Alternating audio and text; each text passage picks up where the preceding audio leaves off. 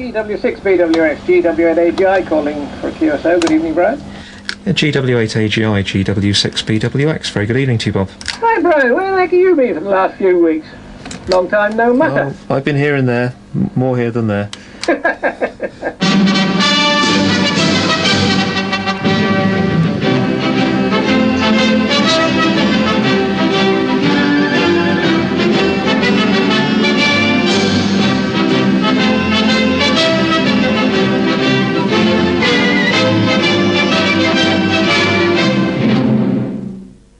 Why do people do what they do? What some people collect beer labels, some people collect matchboxes.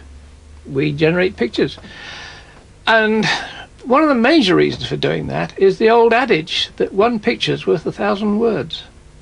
One of the beauties of amateur radio and television as an extension of that is that it's completely open to all trades, all denominations, all languages, and cultures. There are no boundaries at all on it anywhere. With the camera, you say, I'm building so-and-so. What's it look like? Well, it's so-and-so, so-and-so. It doesn't mean a thing. If you can pick it up like that and say, there, you know, they can see that it's that.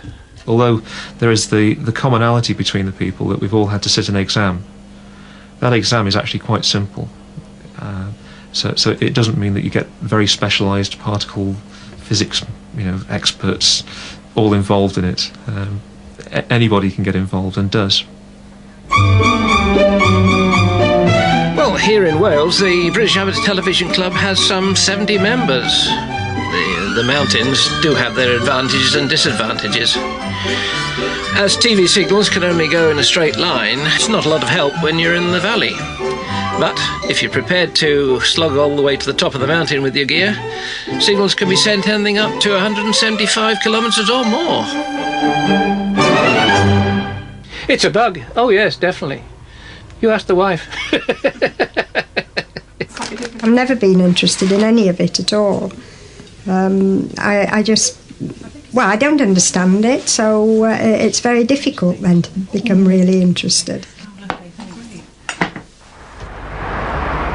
I built my first camera in late 1970 and broadcast my first pictures. They were atrocious, but they were pictures. Because one of the problems in those days was getting suitable lenses. They're more readily available and things like that. In fact, I think my first lens that I used was a projector lens. But I got going. It all goes back to Marconi. He started his broadcasts, not so much broadcasts, but transmissions of radio signals across water down in this part of the world. I tried experimenting with VHF television receivers and spotted these pictures coming in, which were obviously not of commercial origins. I yelled in and said, "I'm picking you up. Who are you? Where are you?" And it sort of grew from there. When they realised I had a little bit of technical television knowledge behind me, I got roped in. I know we sort of ridicule them. They do get a lot of enjoyment out of it, though, don't they? I mean, they seem to. Yeah, not me. No, I couldn't care less about it. For example, bedside reading. I read fiction to relax and go to sleep. Malcolm reads electronic component catalogues. Yes, that's right, yes. Maplin catalogues. Maplin catalogues are the Actually, reads that's them. his bedside reading, you know. And computer magazines. Yeah. Computer magazines and TV magazines. Yes, what are they called? TV handbooks and things like that. How the insides of televisions blown up, with all the components. Technical. Yes. Somebody phoned from Malcolm the other day and left a message. It was Graham G something, and when Malcolm phoned, he said, "This is Malcolm G6 CFA." Well, it couldn't have been anybody else, but but he identified himself with his call sign because that's how they talk to each other. Everybody in the world who has a radio licence is issued with a call sign. The first letter or letters identify which country you're in. Everyone at the moment in the UK begins with G. England is just the letter G. Wales has a W on it, so it's GW. And there's an M for Scotland and various other letters for Ireland, the Channel Islands and so on. So Brian's call sign is GW something, isn't it? And they can tell almost to the year when you were licensed by the next number, isn't it? Right, So yes. G7 was 1990 or 19 something like that. So. Do you know your own husband's call sign? Yes. No, I don't know it. I don't know it, and I had his birthday cake last year made with the chart, they put up on television to begin with. I had it made with as per chart with the number on it. G4BVK, G4BVK, G4BVK. Are you there, Ken, from GW6BWX? Greetings, Brian.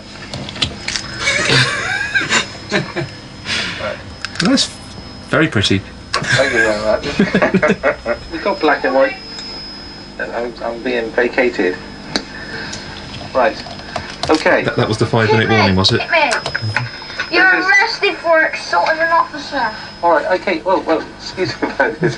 This is what we call a domestic crisis. This is when the kids move in and take Dad out. Come on, you're arrested. No. Oh, and I think that was it. I think you just got your...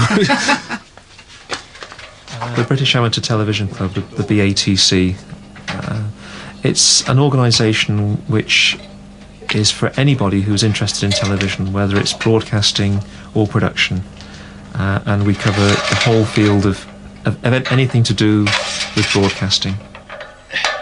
It started with just 2 or 3 members, and it's built up, as I said, to something like 2,000 worldwide. Normally you're doing that on your own, aren't you?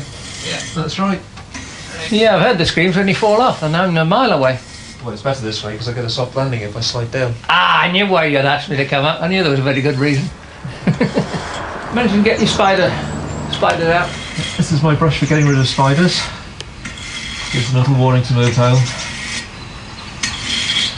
Because the spiders like to make webs and huddle themselves in just behind the end there.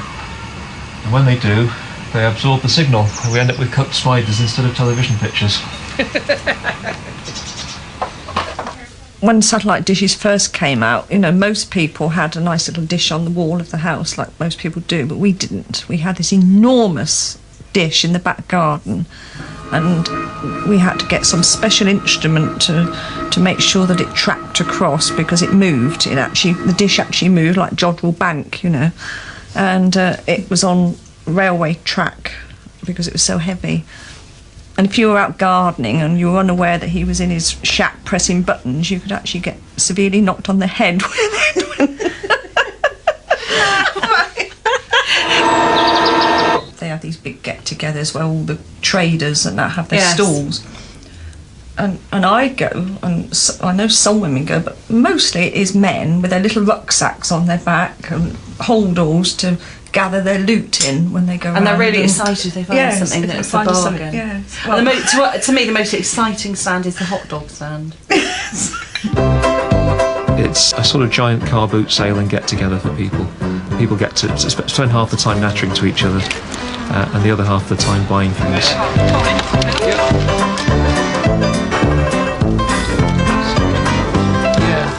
Where is it? What's this? It's a camera. I know that. Yeah. Right. Okay. So let's go and put this in the car. So I enjoy it. It's very, very good. It's the first time I've been, and I'm really excited with it. And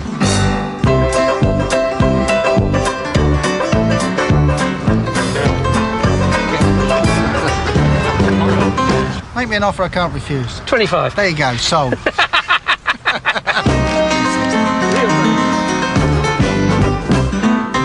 very interesting how you do your sound, How I do it? Yeah, how you rich knobs and all that sort of thing. Because I'm doing sound myself, but we do it with a bigger size of mixer. That is RAM, isn't it, for an XT? It's got RAM, parallel port, printer port, games ports. It's also got a clock chip on it, so there's the battery backup. Any good? No. Lots of like-minded amateurs get together and swap junk and what the ladies call junk. It is often useful equipment. We had so many black boxes, televisions, and we could put two televisions in every room at the moment in our house, I should think. We had so many on the shelves in his shack that one day we heard this almighty bang and the whole lot fell because there was so much weight and so so much rubbish, as I call it. Can you give us a quick tour of your shack? A computer screen to the left, that's another monitor player, my main distribution monitor. The one I received back, XG scope, 24/7 transmitters, power supplies, 2-meter radio. The only thing you're missing is a pickaxe in there, I think.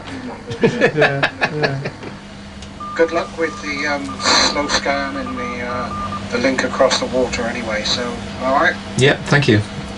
Have a nice time. Yeah.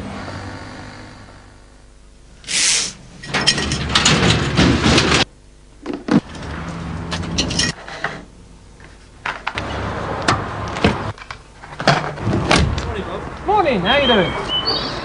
Good. Sure you got everything? I hope so. Let's just check. Right. Long aerials, yeah. Short aerials, that's buried under there somewhere. Tarnies, and away we go. Right. Look out, Priscellis. Going to be invaded. Right.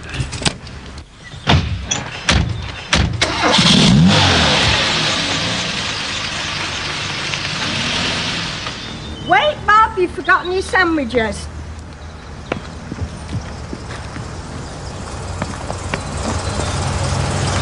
Hi, thank you kindly. Thanks a lot. Don't know what I'd do without you. I don't want you late, will you? Good night. Bye.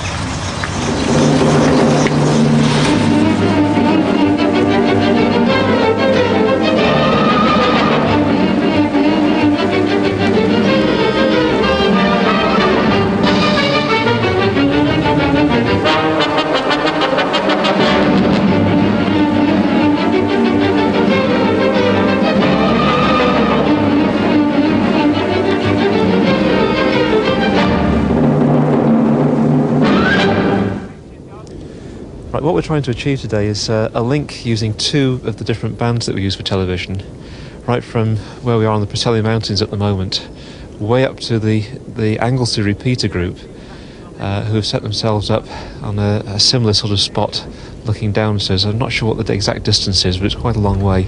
Kicking.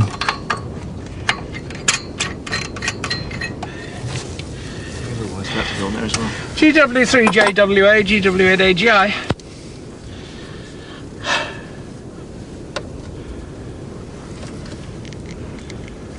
Why am I not hearing things? I can hear why I'm not hearing things. What's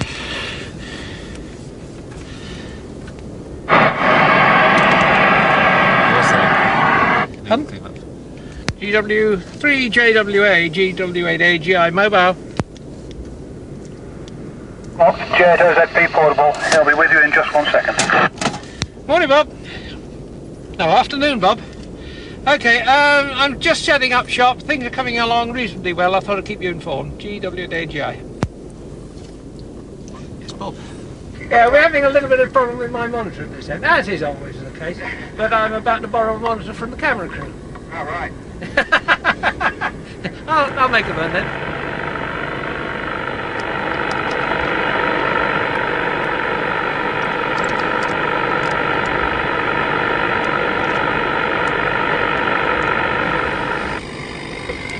Ah, fine. We have mod.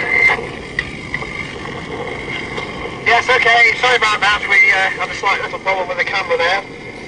I'm not quite sure at the moment. Are you receiving me all right, Paul? Yeah. Report? Yes, I can. You've got a P5 picture, no trouble at all. Beautiful signals, lovely background. Good, yes. There we are. Pictures from North Wales.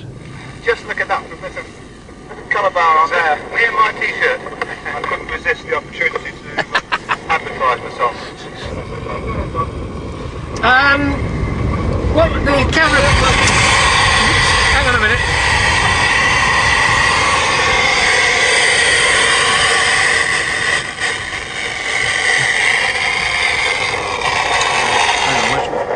That's it.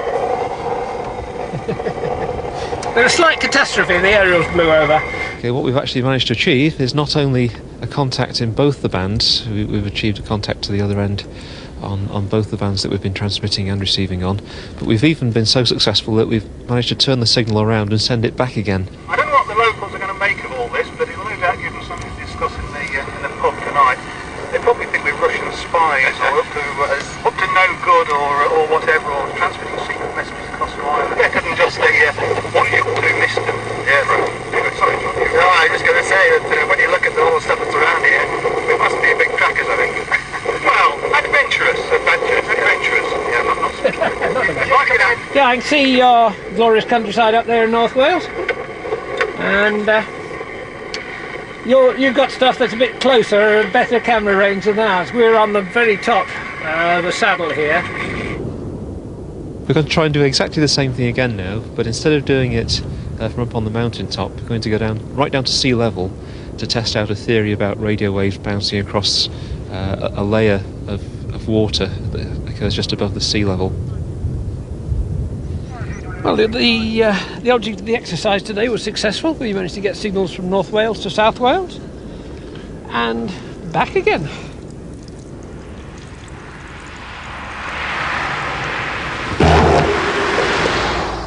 The principle that we're trying to prove, and it is only an idea at the moment, is that the radio waves will actually bounce along the surface of the water, trapped between the water surface itself and the layer of moisture that happens naturally just above the top of the waves. We've not been very successful at it, but the theory is that it's rather like a stone being skimmed along the water. The signal will actually bounce over a period of just a few inches above and below that band of moist air just above the water.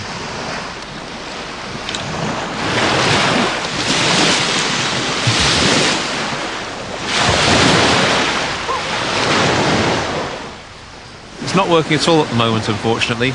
We're not exactly sure of the heading to go for. We've had to move away from the original planned position because it turns out there's a bit of land sticking out in the way.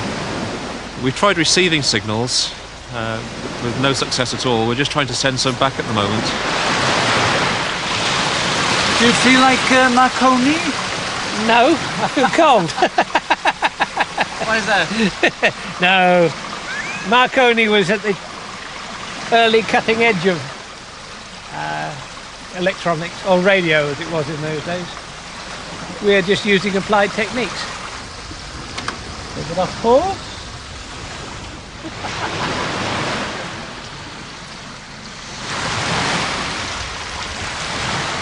Well, today the last piece has not quite been a success we hoped for, but 2 out of 3 is not bad. I'm quite pleased. Reasonable day.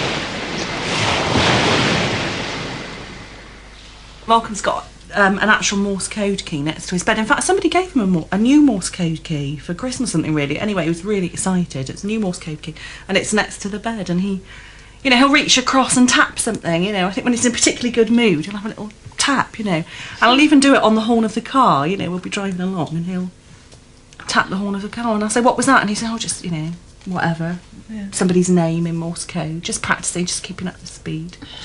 I've banned him from wearing anoraks. But, it's very close to that when they all get together. Mm. And I think you think it would be a really sociable hobby because it's about talking to other people, but that isn't the emphasis of the hobby. The emphasis of the hobby is technical.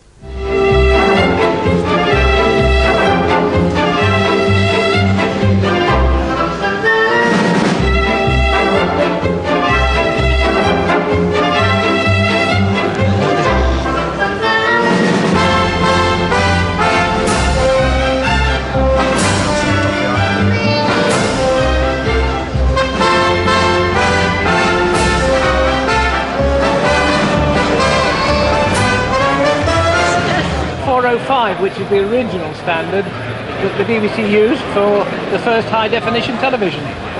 Brian has restored this one and keeping it going. I think I still prefer the modern ones. A very good day. Bought myself lots of junk, all sorts of things. Got to get it home though, that's the problem. I shall have to sneak some of it in, I'm afraid. I mean, I bought stuff just with coloured knobs on because I like them. It's very, very sad indeed, I'm afraid. Anything like that, you see, that works, especially if it's got flashing lights.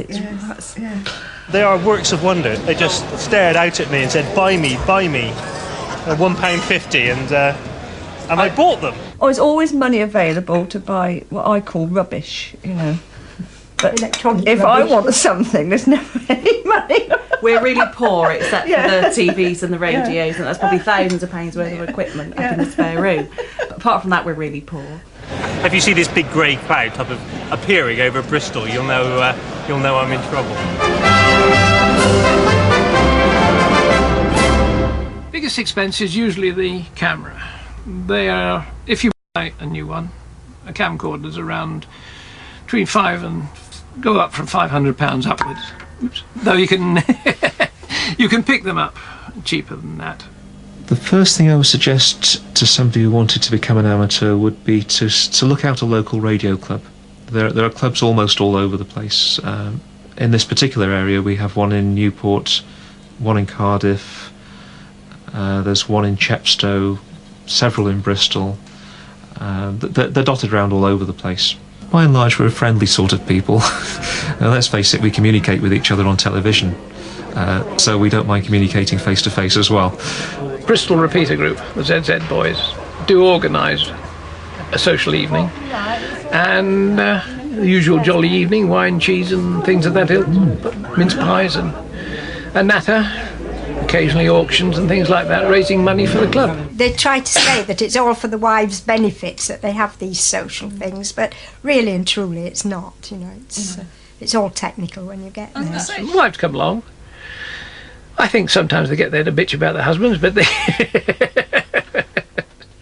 but you know, it is another aspect of the hobby. It's people of like minds joining together to enjoy themselves. Okay, we have here a black and white monitor which looks fairly clean. Probably won't take much to get it going. So what do I have from anybody here for this one? Do I hear £1 anywhere? £1. Got £1 over there. Any advance on £1? Yes. £2. Do I hear £3? £3. Do I hear £4? £4. £4 I've got over there. Do I hear £4.50? £4.25. £4.25. Things are getting tight. £4.25. Do I hear £4.50 then? £4.50. £4.50 I've got over there from Alan. Do I hear £5? Yeah, all right. £5. £5 once. £5 twice. Sold. £5. Thank you. As a treasurer, I've got to get the prices up. Ultimate dream. It must be to have broadcast quality pictures for broadcast equipment at amateur radio prices. It can be creative. It stretches technical expertise. It teaches communication skills. Because don't forget that the basis of the amateur radio license is self-training in the art of communication. There are all sorts of people doing all sorts of things on television, and that is one of the beauties of it, is its spontaneity, and it's completely unplanned and ad-lib. 1 minute you have somebody talking technical, the next minute you have somebody demonstrating how the new method of fitting a bicycle chain, you have somebody holding up the baby and saying, meet the baby. There's so much going on that you couldn't put in a normal commercial television programme. Technically, they're geniuses in their own right, in their own world. Yes. They'd be recognised by other people of a similar ilk. Yes. Yeah, I thought the social evening was very, very good, apart from the weather trying to get back from it afterwards. But everybody enjoyed it. The feedback's been very, very good from it. Anyway, it's time to go. Yeah. I must go and leave you to it. So thanks very much for the contact, for the pictures. I look forward to seeing you again soon. Okay then. Many thanks, Brian. See you later. GW8AGI signing clear with GW6BWX. GW8AGI on 2 metres. GW6BWX on TV on 23 stems. Cheers, Brian. Yeah, cheers, Bob. Bye-bye. It all goes back to Marconi. He set out to achieve something, to prove to the world that radio waves would go around the world. We're not proving that on TV, but we are proving that the simple man can do it, aren't we?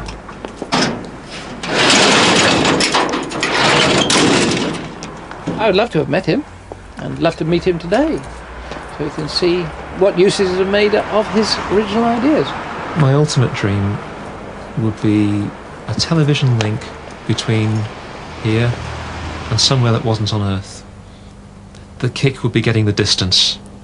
Not talking 50 miles, which I can do at the moment, but talking 250,000 miles to the moon.